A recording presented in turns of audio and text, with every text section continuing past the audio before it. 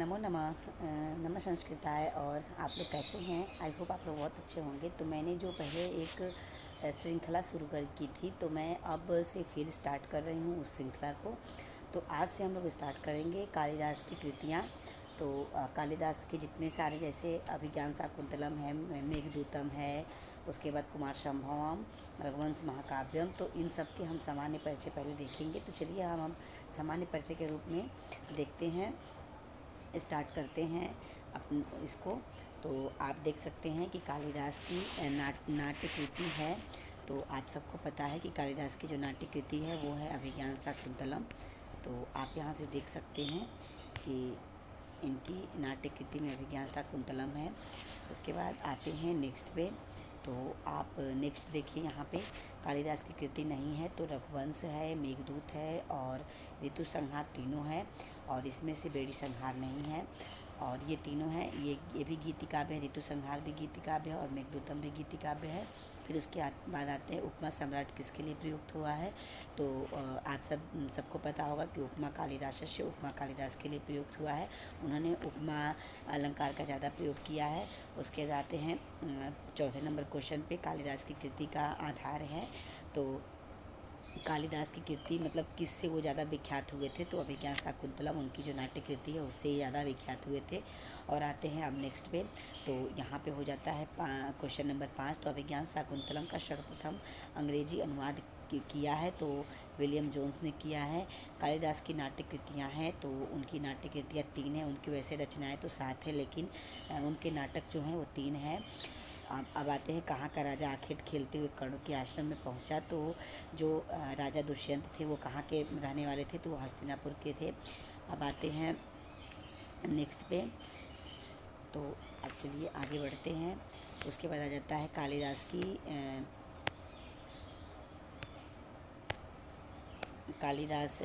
की नाट्य कला पुष्पित हुई, मतलब कहाँ से वो ज़्यादा विख्यात हुए। उनकी नाट्य कृतियाँ कौन सी सबसे ज़्यादा मतलब हर जगह प्रसिद्ध हुई, तो ये है अभिज्ञान शाकुंतलम। अब उसके बाद आते हैं नेक्स्ट पे आ जाइए। किस नाट्य कृति में कालिदास की कला मधुरतम फल के रूप में परिणत हुई है, तो ये इसमें भी आपका जो ऑप्शन होगा वो अभिज्ञान शाकुंतलम ही हो जाएगा। कालिदास के सभी नाटकों कालिदास के सभी नाटक हैं।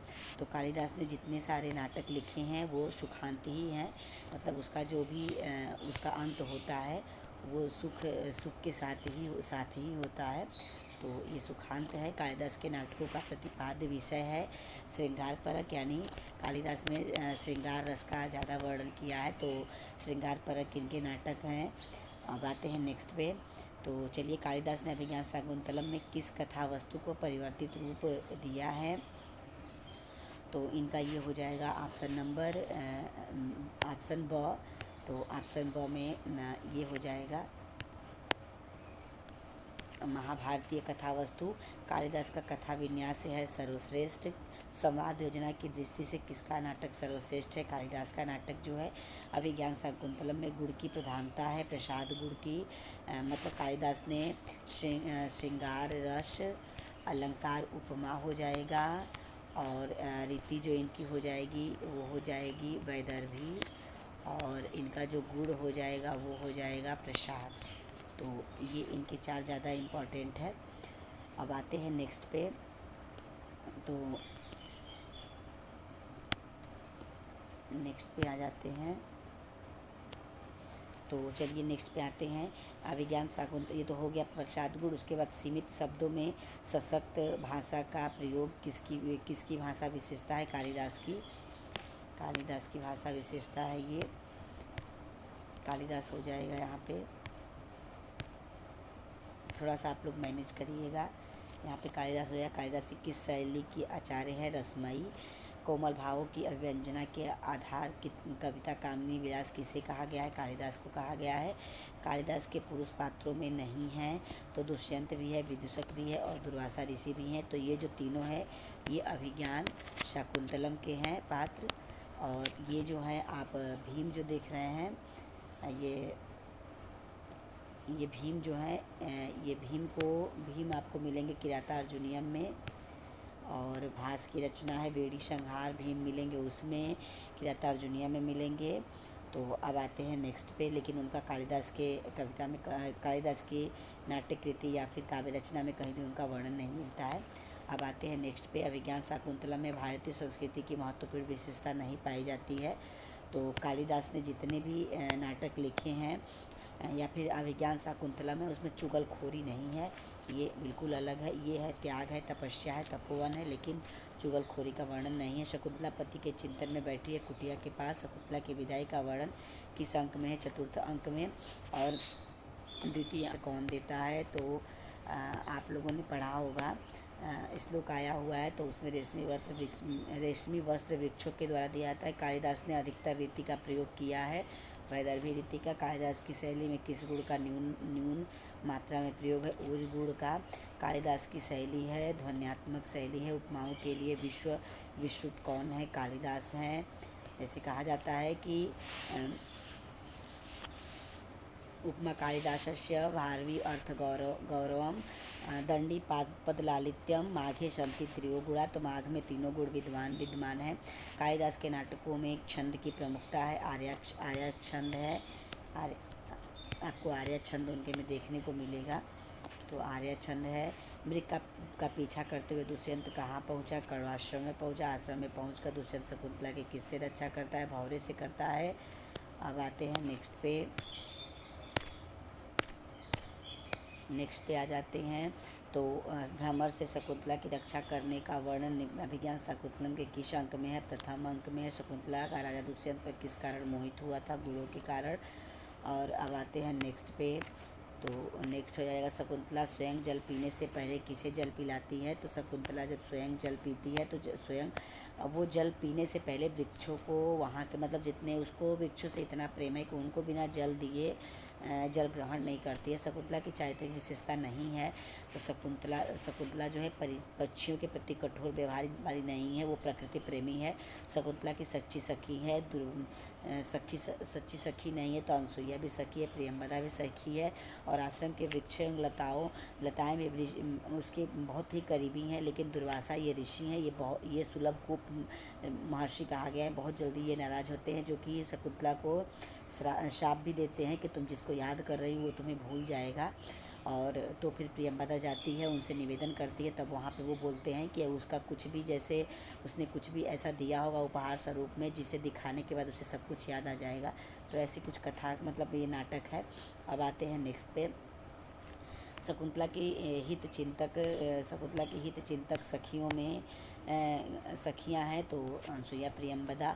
कणों के आश्रम की रक्षा, यज्ञानुष्ठान, तप अध्ययन आदि की व्यवस्था का कार्य किसने संपन्न किया? सारंगराव एवं शारद्वत ने, जो कि उस आश्रम के 2 ऋषि कुमार हैं। तो नागरिक जीवन की अपेक्षा आश्रम जीवन किसे प्रिय है? सारंगराव और शारद्वत को। दुष्यंत के सेनापति का नाम है भद्रसेन। तो आप इसको लोग बहुत जल्दी भूल जाते हैं, मतलब बहुत लोगों को ये होता है कि भद्रसेन है कि वो है। तो यहाँ पे आप देखिए, सेना में जैसे सेना आया है और सेन में सेन, तो ये आप ट्रिक लगा सकते हैं। अब आते हैं नेक्स्ट पे। तो नेक्स्ट पे हम आएंगे, तो नेक्स्ट में आ जाइए, विदूषक की विशेषताओं में नहीं है। तो विदूषक की जो विशेषता है वो है नहीं है, तो वो झगड़ालू नहीं है। विदूषक हमेशा ही सरल स्वभाव का होता है, सीधा साधा होता है, अधिक भोजन प्रिय होता है, हंसमुख होता है, और वो हमेशा राजा के साथ रहता है। नटी का गायन किस ऋतु से संबंधित है? ग्रीष्म ऋतु से। यहीं से नाटक का प्रारंभ होता है। मृग बार बार अपनी गर्दन मुड़कर रथ पर एक दृष्टि देखने लगता है, भय के कारण। जब दुष्यंत उसका पीछा करते हैं तो वह बार बार डर के रथ के, मतलब अपने पीछे मुड़ के देखता है कि रथ कहाँ तक, मतलब मेरा पीछा कर रहा है कि नहीं कर रहा है। अब आते हैं नेक्स्ट पे।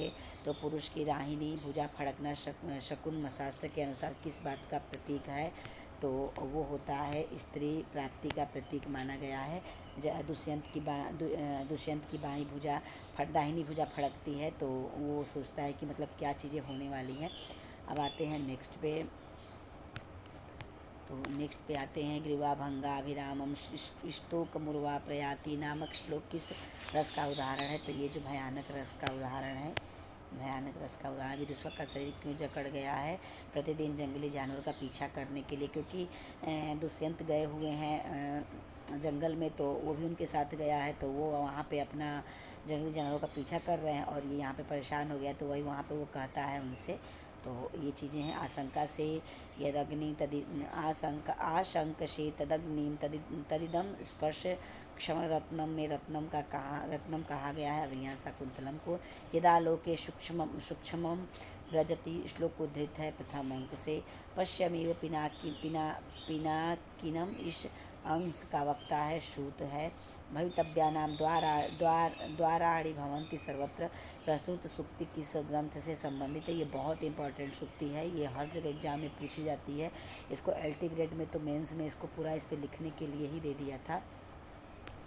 तो चलिए अब नेक्स्ट पे चलते हैं। तो यहाँ पे आ जाएगा सम प्रधानेषु तपोधनेषु गूढ़म ही दाहत्मकम अस्ति तेज। यह अभिज्ञान शाकुंतलम के किस अंक से उद्धृत है? तो यह अभिज्ञान शाकुंतलम के द्वितीय अंक से उद्धृत है। न जाने भोक्तारम कमीह समुपस्थास्यति विधि, यह किसका कथन है? तो राजा का कथन है ये। फिर उसके बाद आ जाइए या ते कतोस्त शिखरम पतिरोषधीनाम, कथन किसका है? ये कड़ों के शिष्य का कथन है और ये चतुर्थ अंक का द्वितीय श्लोक है। अब सेयम याति शकुंतला प्रतिगृहम सर्वे अनुज्ञायताम, यह काश्यप ऋषि का संबोधन किसके लिए है? समीपस्थ वृक्षों के लिए है। यहाँ पे कड़ो ऋषि कहते हैं कि अब शकुंतला अपने पति के गृह जा रही है, तो आप लोग उसे आज्ञा दीजिए। अब आते हैं नेक्स्ट पे। तो नेक्स्ट पे आ जाइए, शकुंतला को शाप किसने दिया? तो शकुंतला को शाप मैंने पहले भी बताया कि शकुंतला को शाप जो है दुर्वासा ऋषि देते हैं। वो बोलते हैं अहो परिभाविनी, ओ अहो अतिथि परिभाविनी। वो तो यहाँ पे वो बोला जाता है श्लोक, तो वो वहाँ पे देते हैं क्योंकि वो उनके दुष्यंत के ध्यान में मग्न रहती है और वो ऋषि आए होते हैं, उनका ध्यान इसको नहीं होता है, तो शकुंतला को वो शाप दे देते हैं कि तुम जिस व्यक्ति के ध्यान में बैठी हुई हो वो तुम्हें भूल जाएगा, उसी प्रकार भूल जाएगा जिस प्रकार से एक प्रमत्त व्यक्ति यानी नशा जो भी मद्यपान करने वाला व्यक्ति अपनी कही हुई बातों को भूल जाता है, उसी प्रकार से दुष्यंत तुम्हें भूल जाएगा। तो इस प्रकार से ये श्लोक है। तो चलिए नेक्स्ट पे चलते हैं। अभिज्ञान शाकुंतलम का नायक कौन है? अभिज्ञान शाकुंतलम का नायक दुष्यंत है, सबको पता है ये कि दुष्यंत है। अभिज्ञान शाकुंतलम में विदूषक कौन है? तो अभिज्ञान शाकुंतलम में विदूषक माढ़व्य है। अभिज्ञान शाकुंतलम में जो विदूषक है वो माढ़व्य है। तो